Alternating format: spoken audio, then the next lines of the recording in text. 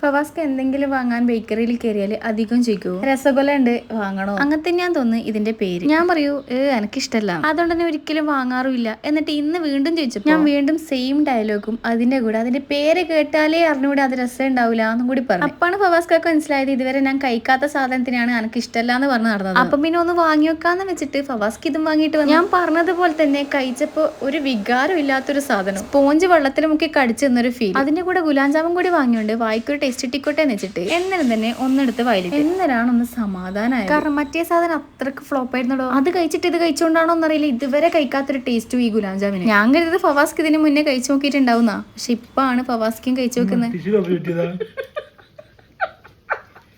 ഞാൻ സ്പോഞ്ച്